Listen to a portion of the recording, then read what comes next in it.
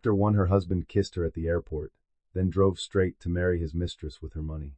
Marina Ellery stood at the private departure entrance of JFK, wrapped in the cashmere coat Graham Whitford had just placed over her shoulders. The morning was cold, the sky the pale gray of expensive lies, and her husband looked exactly like the kind of man women trusted before learning better. He touched her cheek with 2 fingers. "Paris will be good for you," he said softly. "We never had a proper honeymoon. Let me fix that." Marina looked up at him. Graham Whitford was 40, tall, blonde, and polished to a corporate shine. In boardrooms, he was known as ruthless. In magazines, he was called visionary. At home, he had spent 4 years teaching his wife to speak more softly, dress less boldly, and ask fewer questions. Today, he was playing tender husband. He was very good at it. "I wish you could come," Marina said. Her voice was gentle. Her eyes were not. Graham sighed with perfect regret. "The London acquisition is a nightmare. I need 3 days. You go ahead, rest, shop, order champagne, look at the Seine. I'll join you as soon as I can." He slipped a black card into her gloved hand. "Spend anything you want." Marina smiled. That was the first joke of the day. The card was connected to her trust.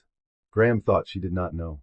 He also thought she did not know that in exactly 8 hours, he would stand in the glass sky garden of the Aurelia Crown Hotel in Manhattan, under 10,000 white roses, and exchange vows with Celine Hart, a 24-year-old lingerie model signed to one of his company's lifestyle subsidiaries. Not legal vows. Graham was too careful for that. The event contract called it a brand celebration. The invitations called it a commitment ceremony. Celine called it her wedding. Graham called it nothing in writing. But the dress cost $800,000. The rings cost more.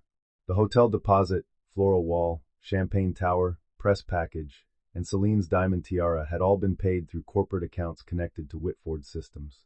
More precisely, through accounts funded by Marina's money. 3 weeks earlier, she had found the first receipt in the inner pocket of Graham's dinner jacket. Custom bridal gown. Name, Celine Hart. Final fitting, Friday. Ceremony, Saturday. Marina had stared at the paper for a full minute, not crying, not shaking, only feeling the last warm thing inside her marriage go cold. Then she had done what women like her did best. She counted. Money trails. Calendar entries. Hotel contracts. Deleted messages. Vendor deposits. Flight bookings. Jewelry insurance claims. Shell invoices.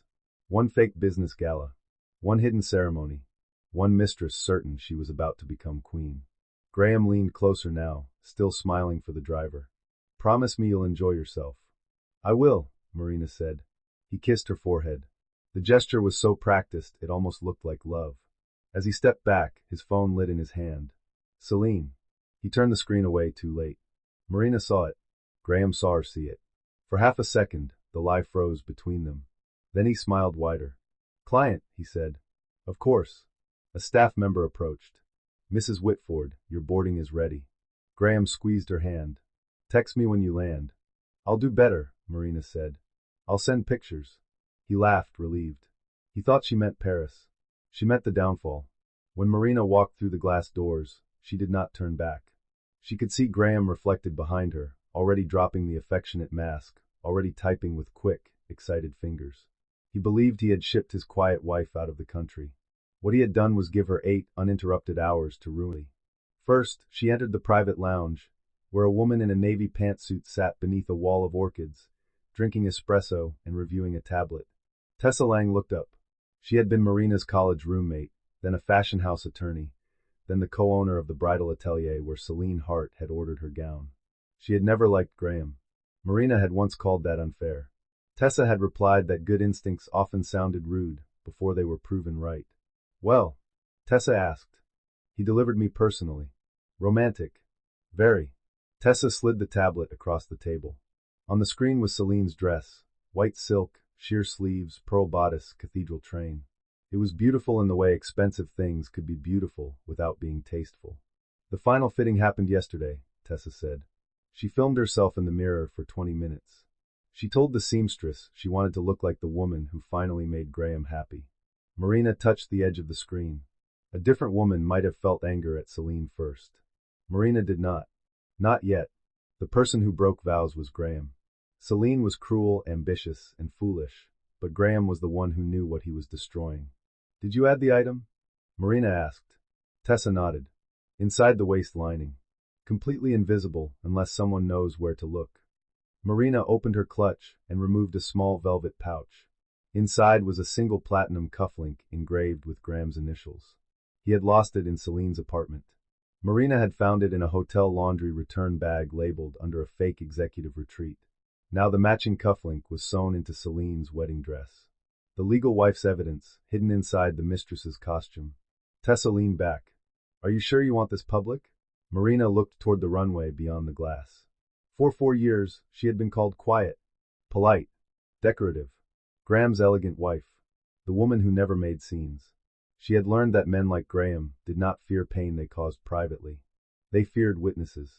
Yes, Marina said. I want every camera in New York there. Tessa lowered her voice. Then the press tips go out at 9. The hotel feed will be available through legal event security. Public areas only. No bedrooms, no private dressing rooms. Good. No loopholes. No loopholes, Marina agreed. That mattered. She was not going to ruin Graham by becoming careless. He would not get one clean argument to hide behind. The boarding call sounded. Marina stood. Tessa caught her wrist. And the company? Marina's expression changed. The softness left first. Then the wife. What remained was the daughter of Ellery Capital, a woman who had spent for years pretending not to know exactly how weak Graham Whitford's empire had become. At 10, she said. The tender notice files. Tessa exhaled. Your father would be proud. Marina's smile faded. My father warned me about the Whitfords. And you married one anyway. I needed to know what they stole. The silence between them held 20 years of history. The Ellery Group had collapsed when Marina was 17. Her father, Henry Ellery, had been accused of taking illegal loans and died before clearing his name. Graham's father, Malcolm Whitford, bought the remains of the business for almost nothing. Years later, Graham met Marina at a charity gala and pursued her as if fate had arranged it. Marina had believed in fate for 6 months. Then she found her father's old letters. Then she found the missing land deeds. Then she understood why Graham had wanted an Ellery daughter with no visible power and a trust he thought he could access through marriage. The affair had not created the war. It had only moved up the date. Marina picked up her handbag. Tell Grace and security I'll be online when I land. Tessa nodded. Enjoy Paris. Marina looked back once. Marina became someone else. Not visibly. To the flight attendant, she was still Mrs. Whitford in a cream blouse, gray trousers, and dark sunglasses, quietly declining champagne in first class. But the moment the cabin lights dimmed, she removed a second phone from the lining of her handbag. No saved contacts. No personal photos. No connection to Graham. She called a number from memory. The man answered on the second ring. Marina. Julian. Julian Vale was the managing partner of Vale Pierce Capital, one of the most feared private investment firms in New York. He was also Marina's half-brother, though only 7 people outside the family knew it. Her mother had remarried quietly after Henry Ellery died. Julian had taken his stepfather's name and built a career sharp enough to cut through Wall Street glass. Graham knew him as the investor he had been begging for capital. He did not know Julian was Marina's blood. Is he at the hotel yet? Julian asked. Not yet. Good. He signed the preliminary capital letter yesterday. The final wire is scheduled for Monday, pending board confirmation. Cancel it at 9:45. Julian laughed softly. You do like timing.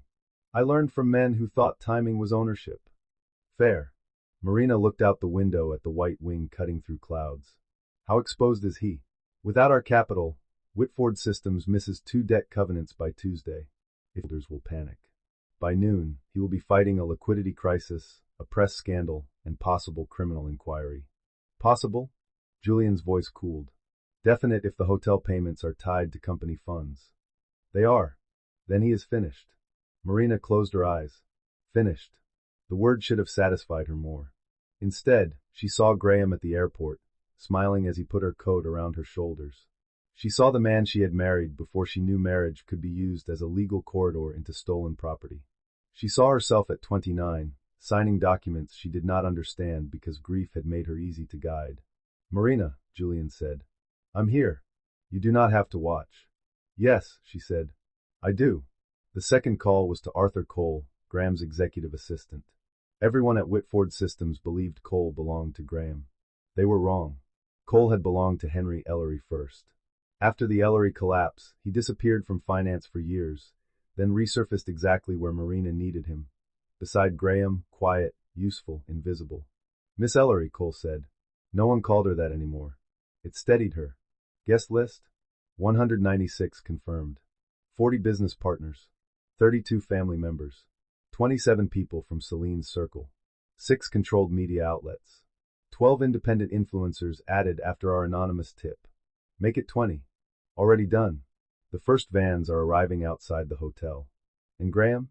He believes the additional press is due to Celine leaking the event for attention.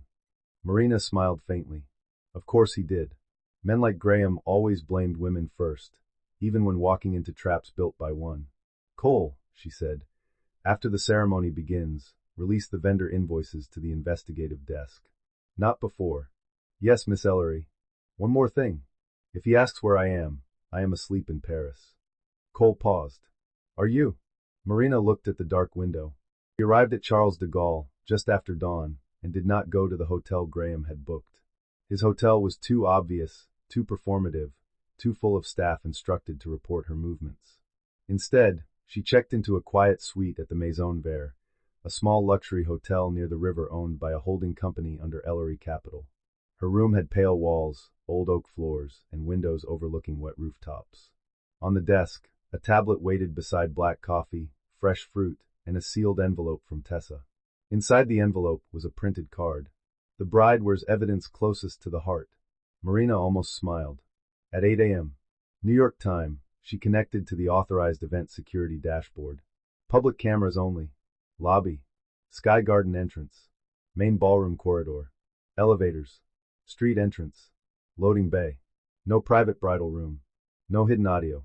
No illegal shortcuts. Graham would destroy himself where everyone was allowed to see him. At 8:12, he appeared in the lobby feed. He wore a midnight blue suit and a white rose boutonniere. His hair was perfect. His shoes shone. He checked his watch, then his phone, then the lobby doors. He looked nervous. Not guilty. Nervous. That difference mattered. At 8:20, Celine arrived through the private entrance, surrounded by bridesmaids in pale champagne dresses. Even on a security camera, she looked luminous. Young, excited, certain she had already won. Marina watched her touch the pearl bodice of her gown. Somewhere inside that silk, Graham's cufflink waited. At 8:31, Graham called Marina. She let it ring 6 times. Then she answered, voice soft with false sleep. Hello. Did I wake you? Graham asked. On the screen, he paced near the elevator bank. A little. I'm sorry. I just wanted to hear your voice. How is Paris? Wet.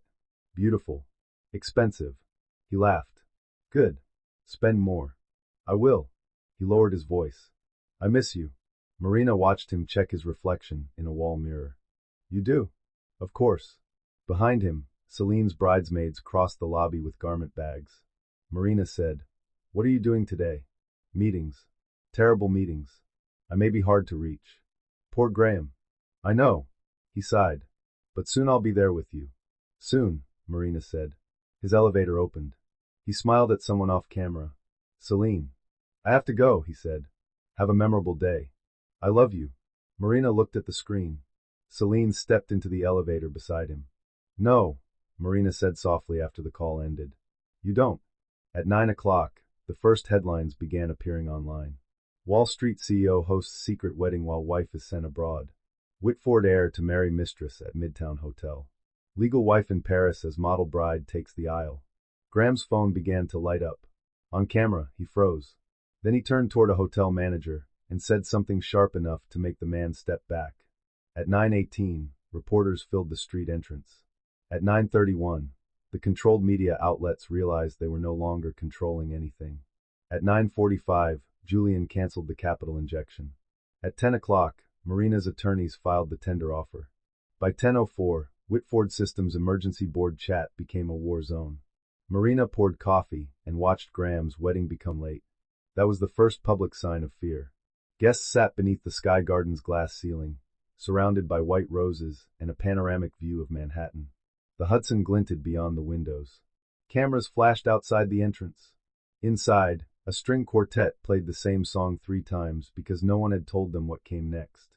Graham stood at the altar, jaw tight. Celine waited behind the floral arch, smiling too hard. Her father was absent. Her mother cried into a tissue, though Marina suspected the tears were social, not maternal. Nothing ruined a mother's fantasy faster than reporters shouting Mistress through hotel glass. At 10:22, the doors opened. Celine entered. The dress was breathtaking. Pearls caught the light. The train moved like foam across the floor. Her diamond tiara glittered with the fragile confidence of a woman who had mistaken visibility for victory. Graham looked at her. For 1 second, he seemed to forget the headlines. Then his phone buzzed again. And again. And again. The officiant began. Friends, family, and cherished guests, we are gathered today to celebrate the union of Graham Whitford and Celine Hart. A reporter shouted from outside the glass doors. Mr. Whitford, where is your wife? The room flinched. Celine's smile cracked. Graham whispered to the officiant, continue. The officiant swallowed. Love is a promise made not only in words, but in devotion. Marina laughed once in her Paris suite. Devotion. The hotel feed shifted to the entrance. A group of journalists pushed toward the security line. A woman from a major financial network held up her phone, reading live. Breaking now, Vale Pierce Capital has withdrawn from the Whitford Systems financing deal, citing governance concerns. Inside the ceremony, guests began checking phones. That was how modern ruin arrived. Not with thunder. With notifications. A board member stood. Then another. Graham turned. Sit down. No one did. The financial network reporter continued outside. At the same time, an entity controlled by Marina Ellery Whitford, the legal wife of Graham Whitford, has initiated a tender offer that may challenge current control of Whitford Systems. The glass doors did not block sound well enough. The words reached the Sky Garden. Marina Ellery Whitford, legal wife. Tender offer. Celine turned slowly toward Graham. What is she talking about? Graham said nothing. His mother, Eleanor Whitford, rose from the front row. She was 70, silver-haired, elegant, and colder than polished stone. She had always treated Marina as a temporary inconvenience in an expensive dress. Graham, she said, what did you do? The question was almost funny. Not what happened. What did you do? Because mothers like Eleanor always knew their sons were capable. They simply expected the world to keep cleaning after them. At that moment, Tessa stepped through the side entrance with 2 hotel security officers and an attorney from the bridal studio. Celine stared at her. What is this? Tessa's voice carried.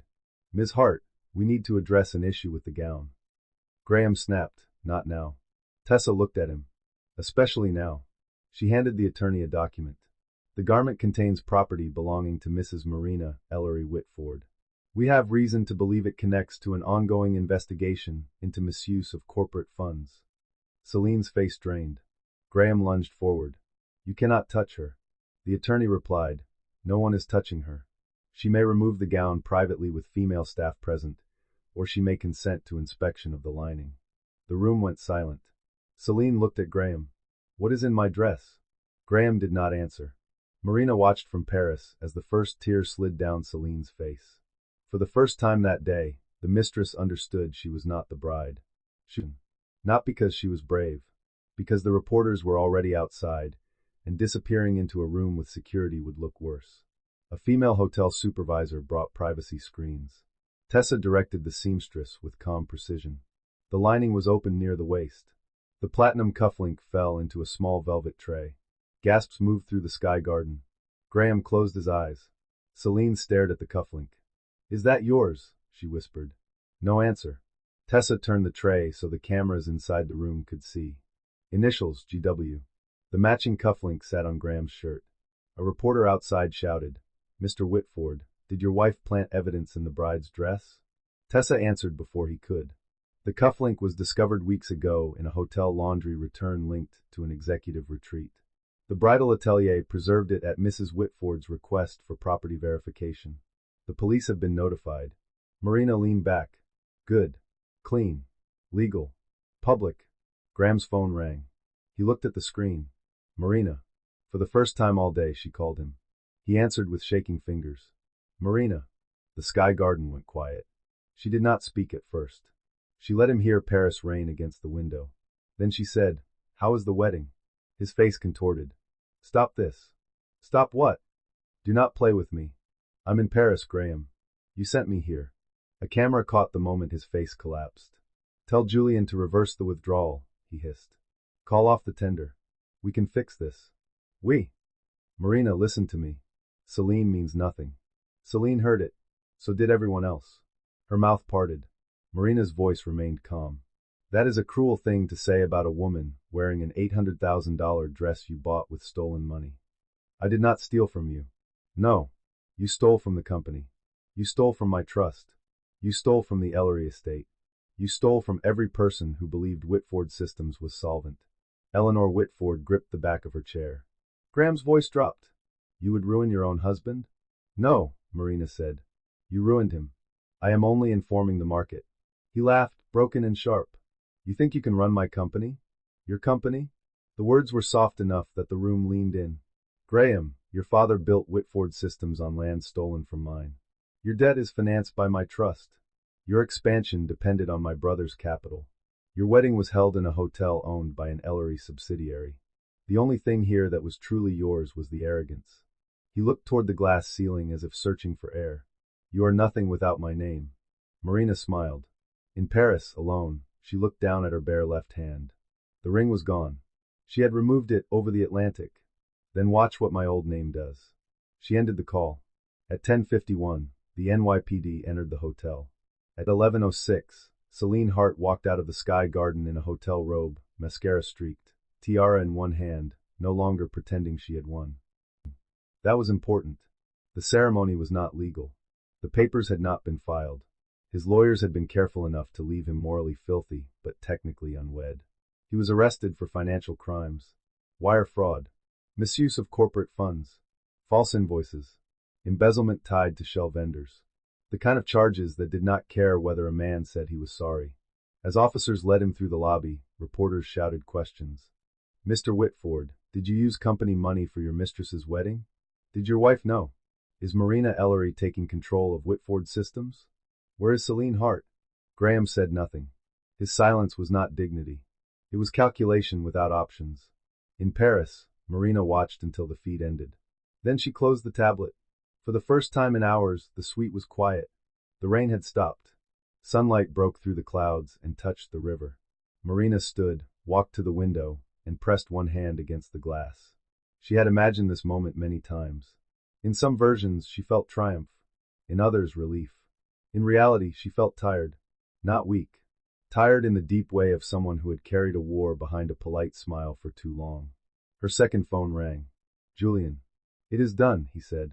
Board emergency meeting at 4 New York time. As half of Graham's executives are requesting legal counsel. And Celine? Her attorney called Tessa. She wants immunity in exchange for messages. Marina looked at the river. She has messages? Apparently Graham liked telling pretty women things that should have stayed in boardrooms. Men do that. Julian snorted. Constantly. Marina sat at the desk. Get the documents. If Celine cooperates, protect her from Graham's team. Not from consequences. From retaliation. There was a pause. You are kinder than I would be. No, Marina said. I am strategic. A frightened mistress with receipts is more useful than a destroyed one with nothing left to lose. Father would have enjoyed you. Marina closed her eyes. Her father, Henry Ellery, had died on a rainy November night 20 years earlier, falling from the roof of the Ellery Group headquarters after being accused of debts he swore he never signed. The newspapers called it suicide. The Whitfords called it tragedy. Marina's mother called it murder without a knife. For years, Marina had only grief. Then she found the letter. My darling Marina, if I am gone, remember this. Malcolm Whitford forged the bridge loan. He means to take the company, the land, and the patents. Do not fight him while you are young. Live first. Grow teeth quietly. She had grown them. Graham had married the daughter of the man his father destroyed. He had thought her harmless because she smiled at dinner. That was New York on Monday morning. The city looked sharper than it had 3 days before. At JFK, a black Maybach waited at the curb. The driver was Henry Wells, white-haired now, but still straight-backed, still wearing the dark suit he had worn when he drove Marina's father to court hearings during the Ellery collapse. When he saw her, his eyes filled. Miss Ellery. No one had called her that in public for years. Marina smiled. Hello, Henry. He took her suitcase. Where to? Whitford Tower. His mouth tightened in satisfaction. Yes, ma'am. The tower stood in the financial district, 52 floors of mirrored glass and borrowed confidence. The name Whitford Systems still glowed above the entrance, though by then the stock ticker had become a national spectator sport. Inside, employees froze. The receptionist spilled coffee on a stack of visitor badges.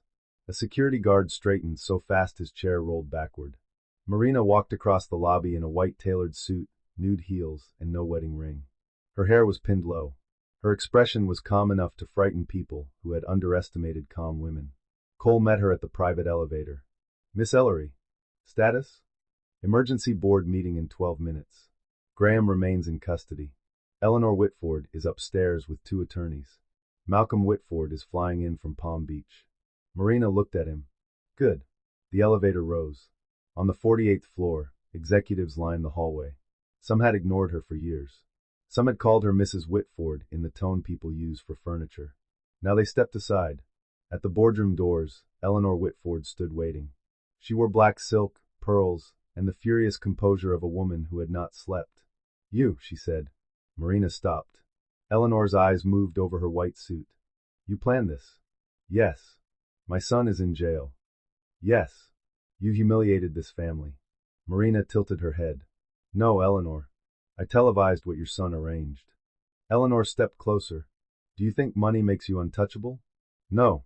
I think documents make me accurate." The boardroom doors opened. Julian sat at the far end of the table. Tessa stood near the wall with legal binders. Several board members stared down at tablets, avoiding Eleanor's eyes. Marina entered. No one told her she was not allowed. That was new. She took the chair at the head of the table. Eleanor made a strangled sound. "That is Graham's seat." Marina looked at the nameplate. Then she removed it and placed it face down. "Not anymore." The vote took 23 minutes. Graham Whitford was suspended pending investigation. Marina Ellery Whitford, holder of 26% acquired position, was appointed interim chair. By the end of the day, after panicked sales and signed proxies, she controlled 51%. At 5:30, she walked into Graham's office. The room smelled like leather, cedar, and male vanity. His framed magazine covers lined one wall. His awards sat under glass. A photograph of him shaking hands with the governor stood beside a silver frame containing a picture of Marina from their wedding day. She picked up the wedding photo. She barely recognized herself. Soft smile. Lowered eyes. A woman trying to look grateful. Marina placed the frame face down. Then she sat in Graham's chair. Cole stood by the door. "Miss Ellery," he said, "Malcolm Whitford has arrived." Marina looked toward the windows, where Manhattan burned gold in the late afternoon. Like a man accustomed to being obeyed by architecture. He was 72, broad, silver-haired, his face lined but still handsome in the brutal old money way. He carried a cane he did not need. 2 attorneys followed him, along with Eleanor, who looked relieved to have a larger weapon in the room. Malcolm stopped when he saw Marina behind the desk. For the first time in her life, she watched recognition and fear arrive together on his face. Not because she was Graham's wife. Because she looked like Henry Ellery. "You have your father's eyes," Malcolm said. Marina smiled faintly. "You noticed them before the fall?" His jaw tightened. Eleanor looked between them. "Malcolm?" He did not answer her. Marina opened a leather folder. "I assume Graham told you he sent me to Paris." Malcolm's eyes narrowed. "He did not tell me he had married an idiot." "No. He married the daughter of the man you robbed." One of Malcolm's attorneys shifted. Marina continued. 20 years ago, you forged bridge loan documents, used shell banks to create $80 million of false debt, forced Ellery Group into collapse, then purchased its assets through 3 offshore entities. My father left records. My mother preserved them. I spent 4 years inside your family confirming them." Malcolm laughed once. It sounded like a cough. "Child, if that were provable, you would have used it already." Marina slid a second folder across the desk. "The federal investigators disagree." His face changed. "Small. Fast. Fatal. You went to the government?" "No. Graham did." Malcolm blinked. "Your son tried to threaten me with my father's death. His loyalist sent a message from a burner number. That message opened the jurisdictional door I needed. Thank him when you see him." Eleanor gripped the back of a chair. "This is insane." "No," Marina said. "Insane was believing a girl would grow up, marry into the family that destroyed hers, and never learn to read the walls." Malcolm's hand tightened around the cane. "What do you want?" That was the question. There it was. Not denial. Not outrage. Negotiation. Marina stood. I want the offshore trusts. I want the land deeds. I want the patents transferred back. I want the remaining Ellery assets restored under federal supervision. I want your cooperation with investigators. And I want the Whitford name removed from this building. Eleanor whispered, You cannot erase us. Marina turned to her. You erased my father first. Malcolm sank into a chair. For the first time, he looked old. You would destroy a company over a dead man? Marina's voice softened. No. I am saving a company from men who thought dead men could not testify. Outside the office, sirens sounded faintly below. Malcolm looked toward the window. Marina did too. Black federal vehicles pulled to the curb. No one spoke. Some endings did not jail that night. Marina almost ignored it. Then she answered, because some debts deserved a final receipt. Marina. His voice was hoarse. Graham. My father was questioned. Yes. What did you give them? The truth. He laughed weakly. You always did love that word. I married you before I understood how much you feared it. Silence. Then he said, Was any of it real? She closed her eyes. It would have been easier if the answer were no. Yes. His breathing changed. That is why I hate what you did, she said. Not because you fooled a woman who never cared. Because you took something real and decided it was useful. I was going to tell you. No, Marina. You were going to let me come back from Paris to a clean house, a smiling husband, and a mistress hidden under non-disclosure agreements. You were going to let me sleep beside you while you carried another woman's wedding perfume on your skin. His voice cracked. Celine meant nothing. She heard you say that. He said nothing. You should know something, Marina continued. She gave investigators your messages. Graham swore under his breath. There he was. Not heartbroken. Exposed. Do you love me? He asked suddenly. Marina looked at the city outside Graham's office. The question was too late to matter and too selfish to be tender. I loved who I thought you were. And now I know what you cost. His voice lowered. If you take everything, what am I supposed to be? Marina thought of her father's letter. Her mother in the small Queen's apartment. The years of eating grief quietly while the Whitfords hosted galas on stolen land. Honest, she said. Try that. She hung up. 3 weeks later, Graham pled not guilty to multiple charges. His trial would take months. Malcolm's federal case would take longer. The business press turned the story into a dynasty collapse. Lifestyle magazines preferred the wedding scandal. Social media preferred Celine in a hotel robe, tiara in one hand, staring at reporters like a woman waking from a dream she had paid too much to enter. Marina did not feed any of it. She worked. She renamed the company. Whitford Systems became Ellery Group again at 9 a.m. on a Monday. The old logo came down from the tower in front of a crowd of reporters. Marina stood on the steps in a pearl gray coat while workers removed each letter. WHITFORD. When the last letter disappeared, she felt something inside her loosen. Not heal. Loosen. A new sign rose by afternoon. Ellery Group. The letters were simple, dark, and strong against the glass. Reporters shouted questions. Mrs. Whitford, what does this mean for your husband? Ms. Ellery, do you consider this revenge? Will you testify against Malcolm Whitford? Marina turned. The cameras went quiet. My name is Marina Ellery, she said. I am not here to discuss revenge. Revenge is personal. What happened here was restitution. She paused. My father built a company. It was stolen. My mother survived the wreckage. I married into the family that benefited from it because I needed proof. I found it. Today the name comes home. The cameras flashed. She walked down the steps. Julian opened the car door. Where to? He asked. Marina looked at the skyline.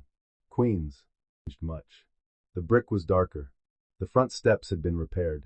The corner grocery was now a pharmacy. But the third-floor window where Marina's mother had kept basil plants still caught the afternoon sun. Marina stood outside the old door with a small brass plaque in her hand. Henry Ellery and Sophia Ellery lived here after losing everything. They did not lose their name. Julian stood beside her, unusually quiet. Tessa held the screws. Cole, who had insisted on coming, held the toolbox. No reporters. No cameras. No board members. Just the people who understood that some victories were too sacred for applause. Marina fixed the plaque to the door herself. Her hands were steady until the final screw turned. Then they shook. Julian took the screwdriver gently. You did it, he said. Marina looked at the plaque. For years, she had imagined this as triumph. She thought she would feel fire. Instead, she felt grief, immense and quiet, rising from somewhere older than the marriage, older than Graham, older than the tower. My mother should have seen it. She sees it through you. Marina smiled sadly. That sounds like something people say when they cannot fix death. Yes, Julian said. But sometimes true things are useless and still true. She laughed through tears.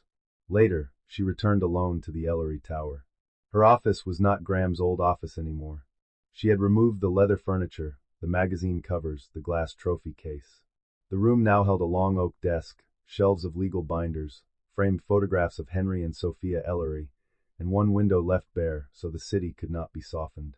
On the desk sat Graham's black card, the one he gave her at the airport. Spend anything you want. Marina picked it up and cut it in half.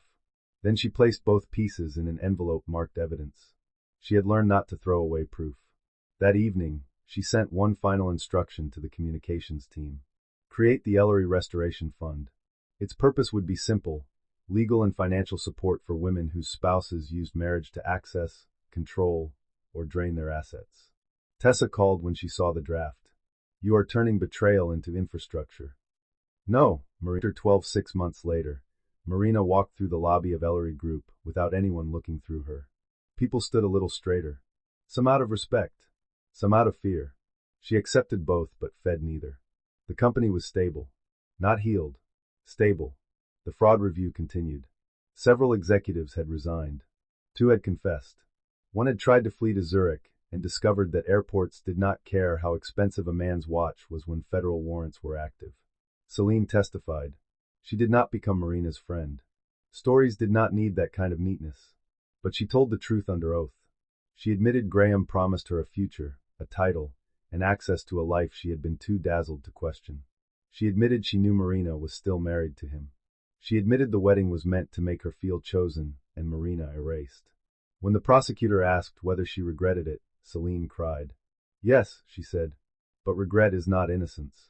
Marina respected that answer more than she expected to. Graham's trial began in winter. He looked thinner in court. His hair was still expensive, but prison had taken the ease from his face. When he saw Marina enter in a dark green suit, his eyes followed her like a man watching a house burn in which he had hidden all his mirrors. She did not sit behind him. She sat with the prosecution witnesses. Malcolm's case moved separately. He was too old for theatrical collapse, but not too old for indictment. Eleanor sold 2 estates to pay legal fees. Her public statements grew shorter each month. The Whitford name did not disappear. Names like that rarely did. But it changed. It could no longer enter rooms first. That was enough. On the anniversary of the airport goodbye, Marina flew to Paris. Not because Graham had sent her. Because she chose it. She stayed in the same suite at Maison Vert. The river looked silver beneath the morning light. Rain tapped softly against the windows. This time, no hidden phone waited in her bag. No security feeds. No countdown. No husband pretending love beside a departure gate. She ordered coffee and sat by the window. For a long time, she did nothing. At noon, Julian called. Working? No. Plotting? No. Are you ill? Marina smiled. I am sitting. Just sitting. Yes. He was quiet, then pleased. Good. After the call, Marina walked along the Seine. She bought a book from a riverside stall. She ordered lunch in imperfect French. She watched tourists take photographs of themselves and thought, with surprise, that she no longer wanted to be elsewhere. For years, she had lived in strategy. Before that, in grief. Before that, in someone else's version of marriage. Now, for one afternoon, she lived in a city where no one needed anything from her. At sunset, she stood on a bridge and took out the old boarding pass Graham had bought for her. She had kept it, not as a wound, as a receipt. Marina tore it once, then again, and let the pieces fall into a trash bin beside the bridge. Graham had thought sending her away would give him room to betray her. He had not understood that distance can sharpen a woman who has finally seen the whole board. The trip had not exiled her. It had returned her to herself. That, Marina thought, was the part he would never understand. The deepest revenge was not taking his company. It was reaching a day when his name no longer changed her breathing. She turned from the river and walked back through Paris under the gold evening light, no longer anyone's unsuspecting wife, no longer anyone's hidden heir, no longer a daughter carrying only grief. Marina Ellery was going home. And this time, subscribe for more stories about quiet strength, hidden truth, and the moment a woman finally stops letting betrayal write her end.